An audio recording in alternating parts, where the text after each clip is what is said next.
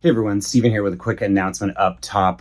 Please come to the Jurassic Park 3 25th anniversary screening that I'm hosting tomorrow when this episode drops at Gardena Cinema, July 18th in Los Angeles, 5 p.m., 8 p.m. with a Q&A in between. So if you have tickets to 8, go early so you can check out the Q&A with multiple crew members from the movie. Very exciting. Plus a special message from director Joe Johnston himself. I'm very excited. It's going to be so much fun. There's going to be prizes, costume contest. Yeah, this will be the last time I'm promoting it. So please come, and it'll be a chance to celebrate the life and legacy of our beloved Sam Neill, Dr. Alan Grant, with fellow Jurassic fans and friends. So please come. Ticket link in the bio.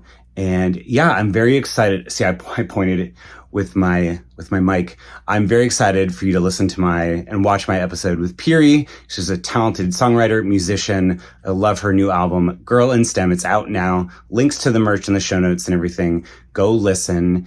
There's a track called Aviary, speaking of Jurassic Park 3. But yeah, without further ado, hold on to your butts and let's get in. Again, I moved the mic again. Let's get into the interview. 1, 2, 3, 4. Filled with awe and fright, see Jurassic Right. Bathed in amber light, see Jurassic Right, see Jurassic Right, right, see Jurassic Right, right, see Jurassic Right, right, see Jurassic Right, see Jurassic Right, see Jurassic Park. Well, I'm very excited to talk to my guest today. This is See Jurassic Right, and you're listening to Stephen Ray Morris. I'd been a fan of theirs for a couple years, and then hearing the title of the album, Girl in STEM, I was just like, okay, what's up? I'm very excited. Piri. Hello. Welcome. How's it going? My gosh. I was like worried I was going to mispronounce it, and then I learned a whole bunch of facts about it was like a type of spice, or... Yeah, a bit of Piri lore for all the UK fans, you know. I love that. Yeah, I saw that when you announced your solo record and Girl in STEM, and then the fact that you had a chemistry degree, I was just like, all the dots are connecting. What I've asked this to scientists when they've been on the pod, but do you remember your first exposure to science growing up as a kid? Yeah, it's a really vivid memory actually, because basically all through school when I was really young, up until when I was 9 or 10, I was pretty bad in school, and my parents they were always saying oh, she's just daydreaming all the time, she's never focused, blah blah blah. And then I distinctly remember in year 5, so I was 10, we had our first ever science lesson, because before that it had all been maths, English, blah blah blah, art, whatever. But then we had a first science lesson, and it was about water wheels, just how I remember it so well. I don't know why.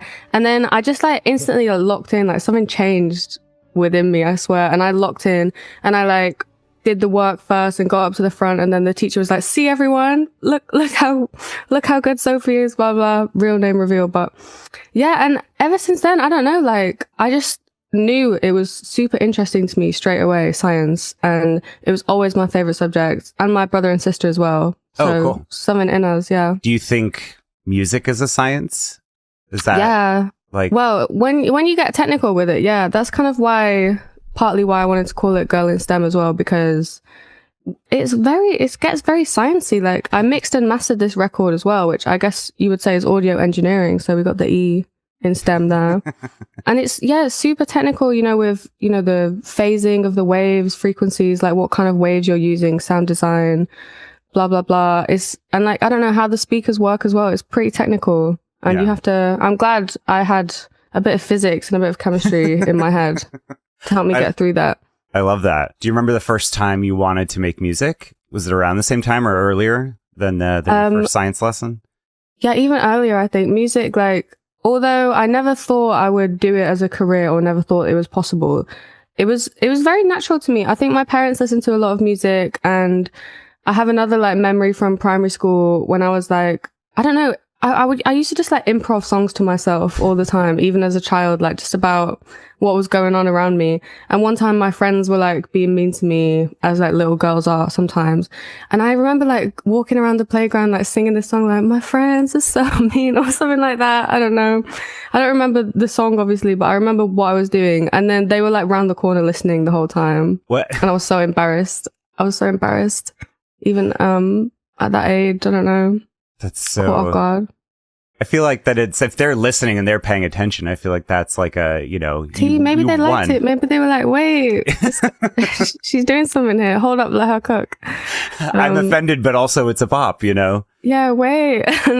No, I don't think it was mean to them. I think it was more just a sad, lamenting ballad. But yeah, I guess I just always wrote songs to express myself. Even I guess that's pretty inherent because I would have been super young. I think probably 6 or 7 in that memory. I think, and it's like, yeah, I guess it was kind of an instinct to sing what I felt, I suppose, and I've kept that with me. And then I started playing guitar. Mostly just to sing over. I'm not very good at guitar, but yeah, I don't know. It's always been a part of my life, but yeah, never. When I started taking it seriously, I was 21, so it took a while. Okay. I again love the idea that you were sort of improving songs in your life. Would you say that your process now is just as like experimental, or do you kind of set out with like, I'm always amazed when songwriters, it's like when people have an idea or even just experiment, like, is it the same for everything or different? It's a good question. No, I think I have a few different ways to write a song, but I'll never start a cappella like I used to. I never just like sing out. I'll always start with a beat. I prefer it that way because I feel like I think this is where my like STEM brain comes into music as well. I feel like it's like a puzzle to try and write the best possible melody over a set of chords or over a beat that you've got. And to me, it feels like super problem solving, like an assignment. And I think that's why I always liked writing alone, because a lot of people write songs in big groups, in songwriting sessions. And I was always like, I do it more nowadays, but I was always very afraid of that and it didn't feel natural at all. Yeah. But sitting one-on-one with the beat, I was like, this is a puzzle and I'm going to solve it kind of thing. And yeah, I've got a friend who has a maths degree and she's a musician and she's very similar. Like we view it as a one-on-one problem solving task. Oh, that's cool. Yeah. So that's that. I'll start with a beat and then try and figure out a melody usually, but like lyrically, yeah, it's kind of sometimes words just fit or come to you when you're improvising. And I keep a note of like interesting phrases and words as well. Okay. To try and like pull from if nothing's like coming to me, just like, or if I hear something, I'm like, oh, that'd be a good song, kind of thing. Cool. Just note it down. It's good. Yeah, you're like, it's like it's like a big stew kind of thing. Yeah. No, it's nice to have more ingredients to chuck at the wall and see if it sticks kind of thing. Yeah. I live out of my notes app. I don't know about you. Oh, yeah, no, my notes app is a horror show of just like the most insane things, like whether it's, personal stuff or lists for the most. I think that your notes app says a lot about you and the way you use it. Yeah. Yeah, it's full of lists, mine. Imagine back in the day, you used to probably carry around Post-it notes to actually write I also do that as well, too. I have a ton of Post-it notes, but... That's good. I've got a pack here, but I never use them. The heart-shaped ones. I should try to use real notes more.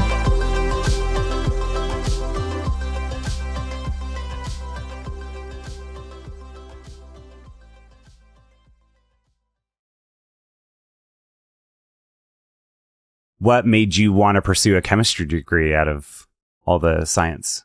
Oh, I just when we started doing organic chemistry, that was the moment that I fell in love with it so much. Like, so in England, we do GCSEs at age 16, which is like an exam, I guess, a qualification, and you do like 11 subjects, so it's pretty broad.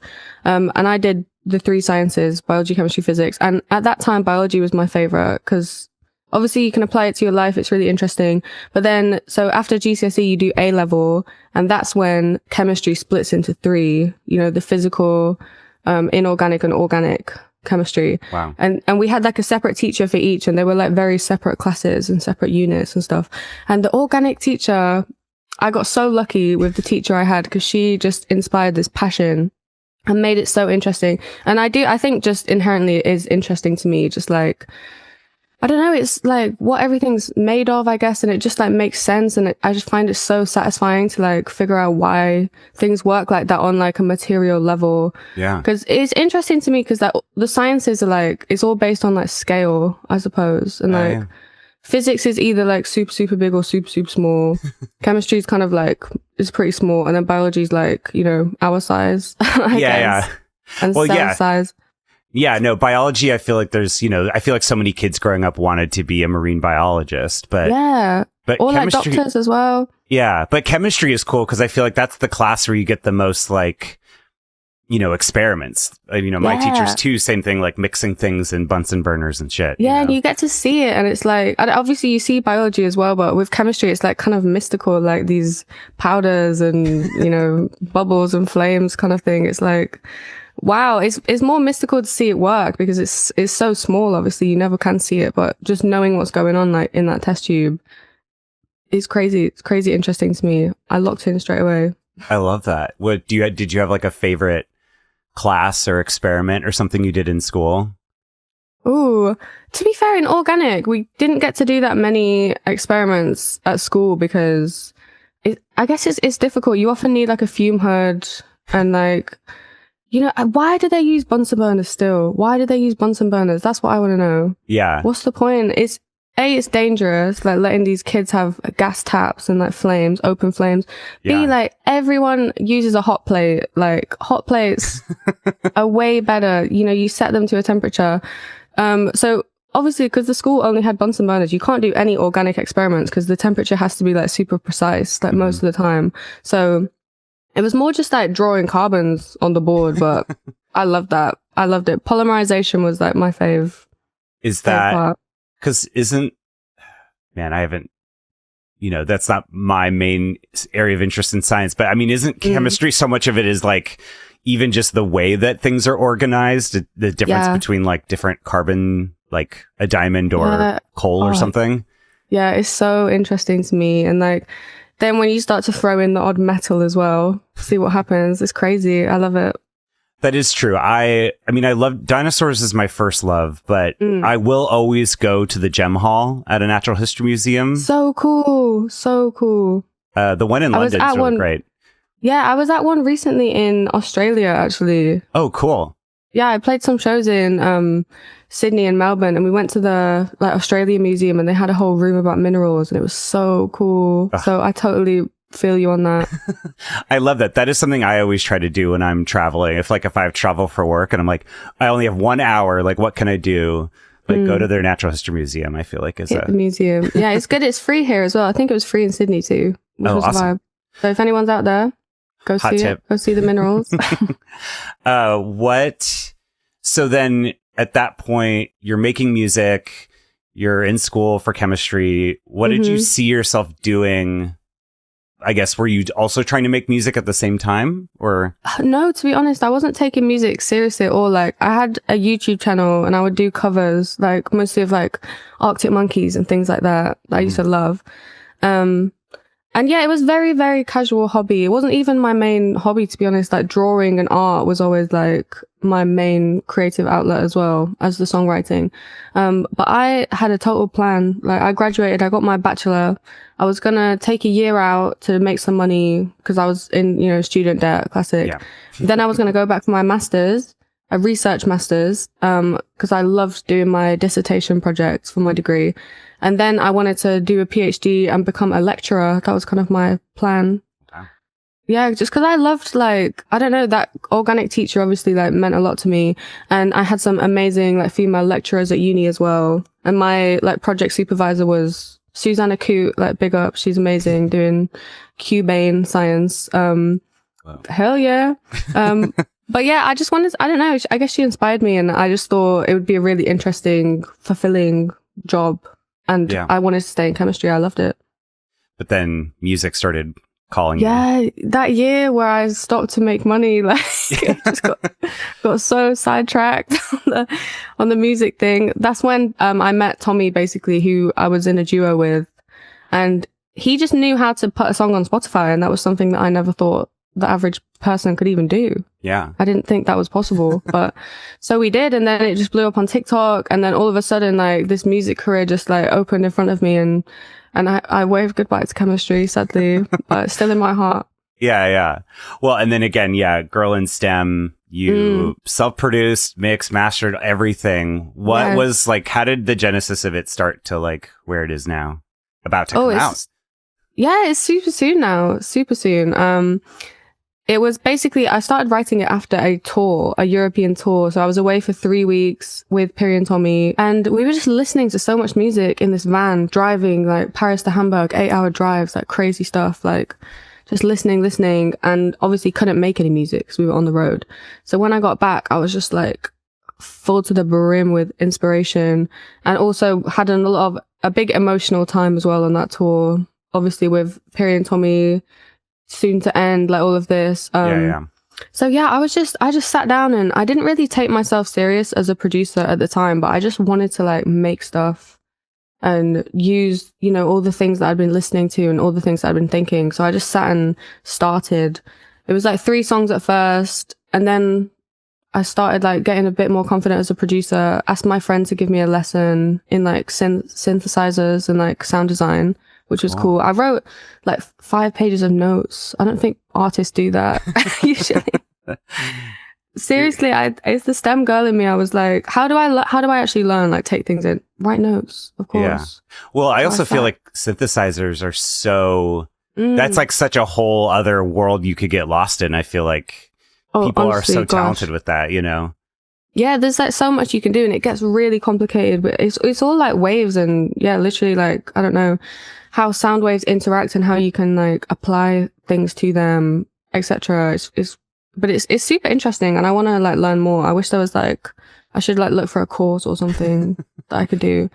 But so yeah, I learned that, and then that really helped me like, you know, go back to those 3 songs. Ooh, sorry, I hit the mic. Oh yeah. No worries. And then I just carried on, and then before I knew it, I had like 10 tracks, and the tracks, like the music kind of told me that it was an album before I even really knew what was going on. I just like, it was honestly crazy. The whole thing came together in like 7 months from September till March, but it was finished completely.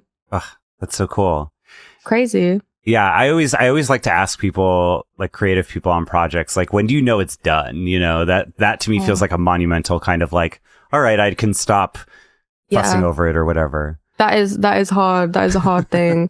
I had to like be strict with myself, because in Piri and Tommy, that was like a big problem for us, especially because there was 2 of us. Mm-hmm. So, you know, 2 people to pick up on something like, no, I want to change that. Like last minute, you know, changing the mix and master again and again. And I just thought like, I'm not going to do that to myself. I'm going to get the songs to a point where I listen to them through and nothing immediately sticks out or comes to mind, because I don't know, that's my process. I kind of like listen on repeat and write notes on my phone. Big up the notes app once again. And then once I've done that, I've got a version that I'm happy with. I'm going to like enforce myself to just like say, that's it. I'm not going to go back to it. And I did. And then, you know, I started like coming up with more things, but I stayed true to myself. And just like, yeah, once you can listen through. Yeah. And you don't have any notes immediately, I think that's probably when it's done.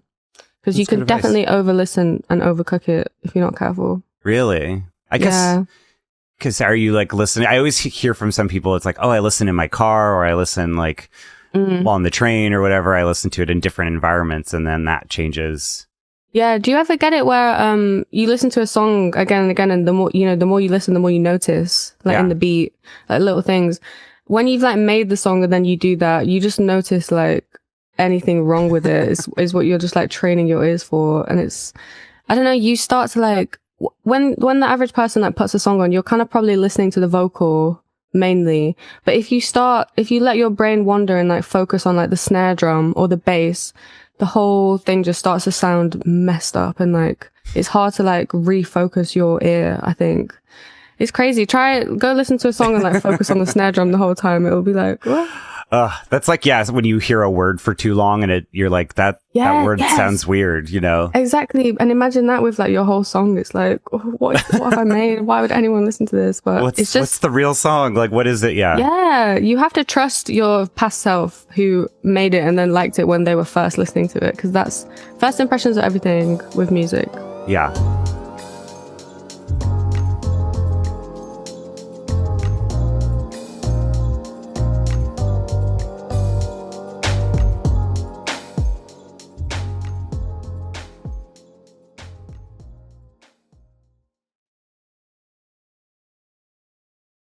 Well, speaking of which, I mean, so you have 3 singles out now. Talk about those songs.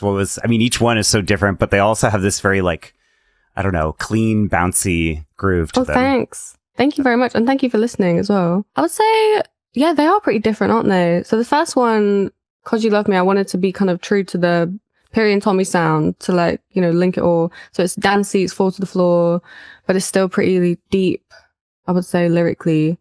But that one's chill. And then the next one, Sex Dreams Do Come True, is like the piece of music I'm most proud of ever, I think. It's like, that was a real vision I had. I wanted to make a fall to the floor shuffle. So that kind of means that like kind of beat, but with a boof, boof kick drum, inspired by this sick artist called Louis Cole. But I just wanted to make it like really happy as well, because that's kind of what I love with music, like just really joyful music. And it's, I don't know, it's like a bunch of random sounds, I guess. I was really experimenting, but with this beat that I'd just been like dying to use. And then, yeah, that song just came out like a totally euphoric song. And I just feel like so proud of it. I feel like it's kind of my masterpiece of this era, I guess. And then Our Baby is the third single, is like one of the earlier ones I made, but I think it's just so fun. And like that kind of beat, I don't really know what it is even. It's just like, I just sat and made a totally random song, but loved it. It's got this like kind of glitchy kind of feeling. Yeah, with the random like stabs, like the blink kind of thing. But the beat is so like pounding. It reminds me of like old Rihanna songs. Yeah. Oh, I could somehow. See that. Shine like bright like a diamond or something, or even earlier, or a Rude Boy. Yeah, like Pondy Replay. Oh yeah. That one. Oh, I love Rihanna. That one's sick. Yeah, no, what tune?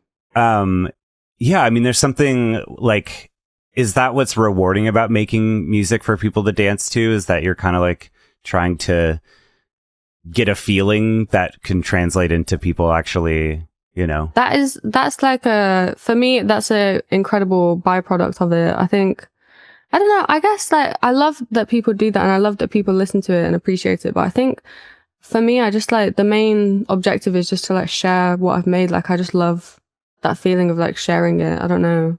Yeah. It is hard to explain. I just like when you make something you're proud of it, like there's nothing better than like showing people like, look what I made kind of thing. And it's not in I don't know, I don't want it to sound like it's like a really selfish kind of reason, but it's just like, it's a nice feeling. I guess you're like, and then when people really like your songs and value it, it's like, it's nice that you can give that to them, I suppose. Yeah. I feel like, I mean, I had a friend in college, my roommate, he always made art a gift. And so I feel like that's something that I've always tried to keep with me a little bit, you know, like that kind of joy is a way to connect with people, hopefully. Yeah, it's super cool like having something that someone's like crafted, I guess. Like I love that as well, like getting a painting or drawing as a present. It's so, because you know, someone's like put time into that and it's like, I don't know, it's beautiful. Part of themselves a little bit too. Yeah, especially in a song as well. And it's, I guess it's less of like a direct gift. It's more of just like a putting it out into the world. But it's nice. It's really nice. That's great. What the visuals so far have been very like, you have this projector. It almost is a little bit of a classroom vibe. Talk about all that. Interesting. Yeah, that's an interesting POV actually. Projectors are very school vibes. They were like, yeah, that was a good day if the lights went off and the projector went on. Yeah. I think, I don't know, with the projector, it's just because it's kind of easy to do on my own. And it's also very, you can do a lot with it. It's very versatile. Yeah. And I'm trying to like kind of always think of new ways I can use the projector now. Because I just think, I don't know, using actual like light rather than a green screen where you can change what's behind you, having that actual light like on your face, like on your body, and like moving past you, I feel like it looks so striking. And I just like, I love like, as well as making music, I love making things that just look visually cool. Like it's definitely like a passion in its own at this point as well. And it's just like literally me in the studio and the projector, and I make all the stuff to project like on my laptop myself. That's awesome. Yeah, it's just a DIY vibe. I know there was some show I saw at the Echo here in LA. I can't remember, but it was like just the idea of just, you know, using what you got, and they just had these lights on them in a way that was really fun. And so it kind of reminded me of that, of like, yeah, it's just, there's something, if you're going to perform, you can be really playful with it. And like, I don't know. Yeah. Cool. And I think light is a super good thing to use as well. Like, especially for live shows, I'm definitely going to use my projector for the shows, but cool. I don't know. Obviously, you know, everyone, we need light. Yeah. You got to get one of those What were those things where like the teacher would like, they would like write on the clear thing? Oh yeah. What are those called? Oh, I don't know. And they would put like the lyrics for songs on it. Did you have that as well? We had that for Spanish class, but then even for math class, a lot we would have. Yeah. Oh my gosh, things. I can't remember. That is like a hidden memory in my brain that's just come back. It might come back by the end of our chat. They kind of like were made extinct by like interactive whiteboards, right? Wait, interactive whiteboards? Yeah, like a big whiteboard, but it's like electronic and there's like a stylus. Oh, that's cool. I have not seen this. Yeah, that's what my school kind of had later on. And then it was the best day ever if you got to calibrate it. Sometimes they would let you go and calibrate it. I don't know. Wow, this is the future. Yeah, it was cool. I know. I feel like, we've come a long way from chalkboards where like even thinking about this sound right now is making me. Oh, I know. I swear everyone's got a Mac these days in school. Like they're just handing out laptops. And then, or they have like, I feel like I've seen like in colleges where they have like a bunch of whiteboards and they're like constantly moving them around. Yeah, the rolling thing. Yeah, that's old school.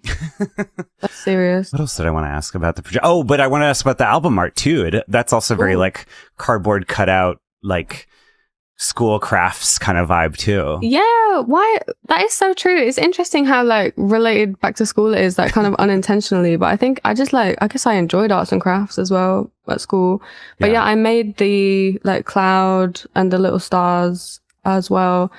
I think it's massively inspired by this photographer called Sylvester Mako. Hopefully I pronounced that right, the second name, but he just like makes the most beautiful photos, and they're very different in vibe to my pictures, but it's kind of that like bird's eye view, like with the camera above and then these props, but it's so that the subjects can like lie down flat and your feet kind of like dangle rather than like you're not stood, and you can put your hair like out to the side because you'll lay flat obviously on the ground, and you can just do like really interesting things with it, and like that's why I'm just like curled up in a ball kind of thing. But I just like thought it was such a beautiful way to make pictures, and I wanted to do it in like his pictures are quite like grungy but very like aesthetic and cool, so I wanted to do it like in a bright, vibrant, girly way. And I just thought that when I saw that picture when it came back from the shoot, I just thought like that's the one. It's cool. It just looks so good on a little square. Yeah. I hope you make physical copies at some point. Hell yeah. We've got CDs. I'll have to send you one. I would love that. Oh my gosh. Yeah. What are you, because this will come out either around when the album comes out. Do you have like live shows planned and things and all that stuff? Yeah, I've only got one planned right now for November, which is obviously in a while. But I just want to make sure it's good. I'm working on my set, working on my projector stuff. Is that different? Is that different to like translate these songs live? Yeah, I'm gonna definitely mess around with them. I think like you can do a lot more like build ups live, I think, and like strip things back and rebuild them again. So I'm definitely gonna like mess around with it. But I'm kind of scared to sing some of them, to be honest. Why? I don't know, like some of them are just like pretty difficult vocally. I always do this. I like write these really difficult to sing things and then I have to do them live and I'm like, why have I done this? And I don't know, pipe, like one of the songs is called Pipe, and I just go like, hit him with the pipe, like again and again about 500 times probably. It's hard to be accurate every time, you know? Yeah. I never thought about that. But it'll be fun. I've just got to practice. It's a muscle, you know, you can train it. That's cool. But then, you'll get to, I always feel like there's some artist, like I saw Carly Rae Jepsen twice on tour, one at the start of her tour and one at the end. And it was like, even though the songs were the same songs, it felt like, 3 months on the road kind of. You get so much better. Yeah. It kind of just shaped them and they felt more like lived in or something. Yeah, you get so practiced, and that's a good point. I'm excited to play them live because you always come up with new ad-libs and new like things to do live, I think, which is good. You can keep it going on, you know? I'll do a remix album version or something. I wanted to say as well, I'm planning to do some shows in the US next year. They're not like confirmed yet, but I'm definitely going to try and do a couple at least. So that would be really awesome. That's exciting. Oh yeah. So then as for right now though, when the album comes out July 10th, yes. What is this is just something, I don't know if this is a dumb question, but like, what's the kind of environment do you want people to listen to it in? How do you want, like, is there like a... No, that's a great question. That's the best question. Because a lot of producers have different opinions. I think you kind of mentioned before how people listen, you know, you either test your mix in like the car or out of your, you know, home studio. I totally mix for AirPods every time. Oh, like, okay. Or noise cancelling headphones, AirPods, or like that, because that's, I don't know, that's what I listen to music through most of the time. Yeah. I just think it's so intimate, and you get the most clarity, and I guess you're hearing everything. And I know it's probably bad to say that as a mix engineer, because AirPods like treat your music very generously in a way. Like playing through a random speaker is a lot difficult to make it sound good than it is in AirPods. But I just love that feeling of having the song so close to your ear. And so like intimate to you. Yeah. So I think that is where this album will sound best. So that's what I recommend. Although it is a vibe out of a little Bluetooth speaker in the park also. Can confirm. Oh. No, I was listening to the new songs when I was traveling in Europe a few weeks ago. And so nice. that was a vibe.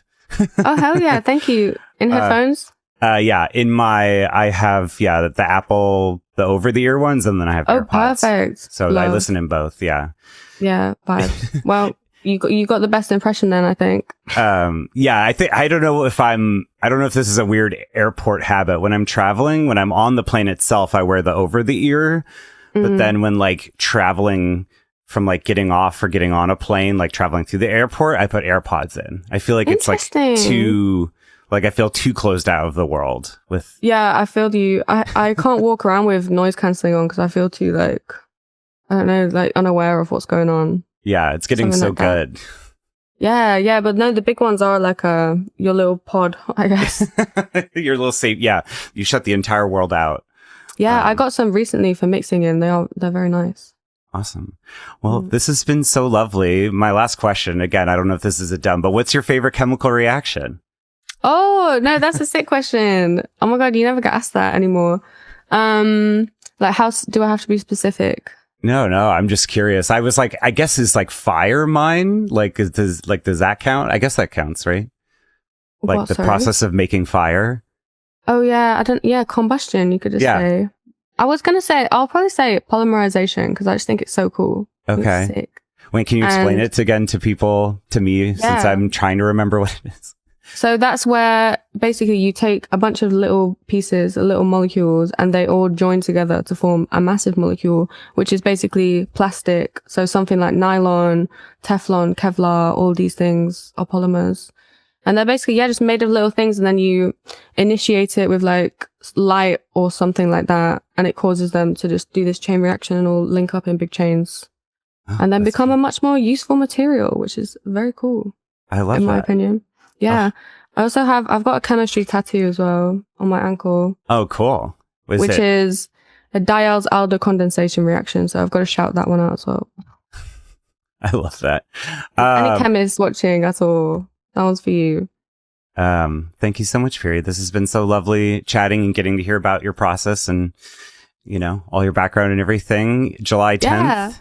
10th of July. Let's go. Thank you so much for having me and for like taking the time to listen and I don't know, think of some amazing questions. Oh, I never get to talk about science and chemistry, so I really appreciate it. No, it was just such a cool thing because, I'd already been following you. And then, I don't know, the album title Girl in STEM is such a fun, it just kind of like fits the visuals and the songs. And I'm excited for everyone. I'm excited to hear the rest of the album. I can't wait. Hell yeah. Yeah, I'm glad you think so. So I'll have to get you a link. I didn't realize you didn't have a link already. I'll get you one of those. But thank you so much for taking the time. And I hope, the scientists out there appreciate the name. Yeah. Thank you everyone for listening. You can find me at Steven Ramorris on all the things. And I think we just need to make, obviously at parties, people are like, what's your favorite dinosaur? Or, I don't know, shark or something. But I think what's your favorite chemical reaction needs to be a new. Hell yeah. What's your favorite element? Love that. Yes, exactly. Thank you, yours? Everybody. Oh, what's my favorite element? Just quickly. I was gonna say gold, but I feel like that makes me basic. I don't know. It's swaggy though. That's aura. I want to say lithium. I don't know. Ooh, love. I would say carbon because it's everywhere. Yeah, it's kind of the OG, right? Well, I guess The base is the blueprint. Yeah. All right, let us know, everybody. Thank you. Bye.